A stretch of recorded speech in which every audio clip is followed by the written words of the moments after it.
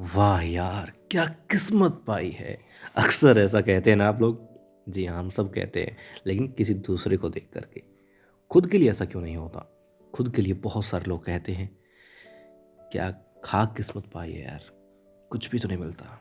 तो दोस्तों, यकीनन आज जो कहानी मैं आपको बताने जा रहा हूँ, उसको सुनने के बाद से आप कहना बंद कर देंगे, बल्कि सिर्फ कहना ही नहीं, आप पाएंगे कि आपके जीवन में ऐसा कुछ भी नहीं कि आप कह पाएँ कि आपकी तो ज़िंदगी ही खराब है, आपकी तो किस्मत ही खराब है। ऐसा आप सोचेंगे भी नहीं। क्यों? क्यों देखिए, एक बार 2 दोस्त थे, बिल्कुल वैसे जैसे आप दोनों हैं। हर समय एक साथ रहते थे, खाते पीते, मौज मस्ती करते, एक दूसरे से दिल की बातें कहते, सुनते और बड़े बड़े ख्वाब भी देखा करते थे। किस गांव से बाहर जाएंगे, शहर जाएंगे, और शहर में जो बड़ी बड़ी गाड़ियां दिखाई देती हैं, जो बड़े बड़े महल नुमा घर दिखाई देते हैं, कभी छोटा ही सही अपना इस शहर में घर बनाएंगे। अब वो लोग ये बातें तो करते, मन में, दिमाग में, दिन में, रात में ख्वाब भी देखा करते थे। मगर काम क्या था? काम था उनका समुद्र में जा कर के कभी मछलियाँ पकड़ना, तो कभी सीप इकट्ठी करना, शंख निकालना, और फिर शहर में जा कर के उन्हें बेच आना। अब इससे इतने पैसे तो नहीं मिलते थे, लेकिन दोनों का इरादा मजबूत था।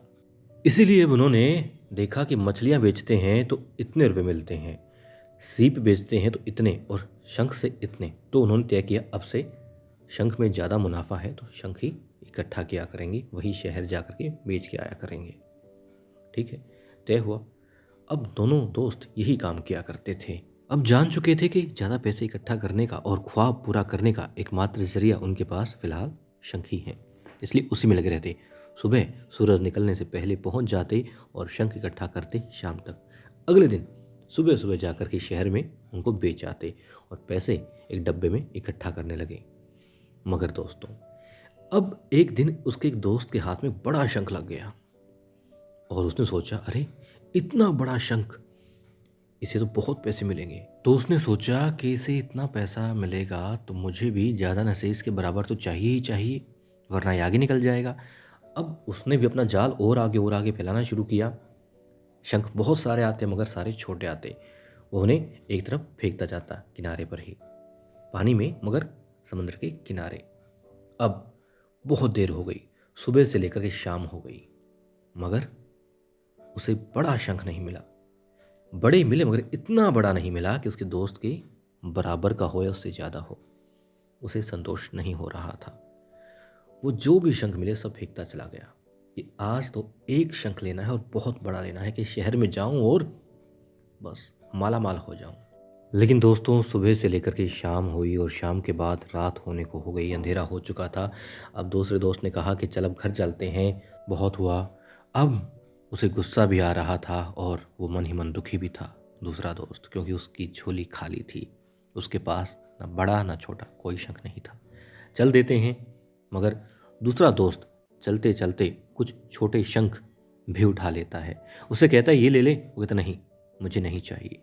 अब वो बड़े शंख वाला दोस्त ही वो छोटे कुछ शंख जो थे वो भी रख लेता है। अगले दिन सुबह दोनों दोस्त शहर जाते हैं। वो खाली हाथ जाता है कि चलो आज यूं ही घुमाऊंगा, और जो दोस्त शंख लेकर के गया था उसने बड़ा शंख बेचा। उसे उसके 100 रुपये मिले, और जो छोटे छोटे खूब सारे शंख थे वो बेचे तो उनके बदले में उसे 1,000 रुपये मिले। अब हैरान था दूसरा दोस्त जो खाली हाथ था कि यार ऐसे कैसे, बड़ा शंख 100 में बिका, ठीक है, मगर छोटे कितने सारे। उसने कहा हाँ दोस्त, ये भी बहुत थे ना, छोटे छोटे थे मगर कई सारे थे, इसलिए 10-10 20-20 रुपए के होकर के भी इनसे ज़्यादा पैसे आ गए। उसकी समझ में भी बात आ रही थी, मगर देर हो चुकी थी। और फिर वापस लौटते हुए उसने कहा कि चल, तेरा भी इन पर हक है, इसलिए आज जी भर के कुछ खाते हैं।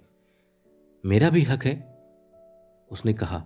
हैरानी से उसने कहा हाँ, ये वही शंख तो हैं जो तू निकाल करके छोटा सोच करके साइड में फेंक रहा था। और चलते वक्त मैंने उठाए थे, तुझे दिए थे, मगर तूने मना कर दिया, तो मैंने फेंके नहीं, साथ ले लिए। और देख आज कितने सारे रुपए मिले हैं मुझे, और इन पर यकीनन तेरा भी हक है। वो कहता है नहीं दोस्त, मेरा हक नहीं है। मेरा हक किस पर था, क्या था, मैं जान चुका हूँ। उम्मीद है दोस्तों कि आप भी समझ चुके होंगे कि अक्सर हमारे जीवन में हमें छोटे छोटे मौके मिलते हैं और इन्हीं छोटे छोटे मौक़ों को हम छोटा समझ करके गवा देते हैं। लेकिन जो दूसरा मौका हमें मिलने वाला होता है, पहला जो हम ठुकरा चुके हैं, उसके बाद में या तो वो मौका उससे बेहतर होगा, बहुत अच्छा होगा, या फिर कमतर होगा। बिल्कुल हूबहू वैसा नहीं हो सकता। इसलिए जो भी मौका मिले, जब भी मिले, उसे स्वीकार करना चाहिए। छोटी छोटी चीज़ें इग्नोर नहीं करनी चाहिए। तो दोस्तों यहाँ पर उन दोनों दोस्तों का लक्ष्य, एम एक ही था, मंजिल एक ही थी, वो था पैसा, बहुत सारा पैसा, अच्छे तरीके से ईमानदारी से कमाना। दोनों का यही लक्ष्य था। मगर एक ने जो छोटे छोटे शंख मिले, या यूँ कहें कि मौके मिले, उनको स्वीकार किया, और दूसरे ने उन छोटे छोटे शंखों को या मौक़ों को पत्थर समझ करके, बेकार समझ करके जाने दिया कि बड़ा करना है, बड़ा लक्ष्य बड़ा ही होना चाहिए, ख्वाब बड़ा ही होना चाहिए। मगर जब तक आप एक ईंट नहीं रखेंगे, बड़ी सीढ़ी नहीं बना सकते।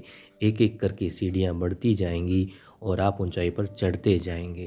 तो दोस्तों बस हर एक मौके को स्वीकार कीजिए, वाणी को मीठा कीजिए, उसके बाद देखिए आपको लगेगा कि आपसे अच्छा जीवन कोई नहीं जी रहा है। आप सबसे अच्छे हैं, बेहतर स्थिति में हैं, और भगवान की आप पर असीम कृपा है। और आपका ये दोस्त चाहता है कि आप पर, मुझ पर, हम सब पर ये कृपा सदैव बनी रहे। हम सब यूं ही स्वस्थ रहें, खुश रहें, मस्त रहें, व्यस्त रहें।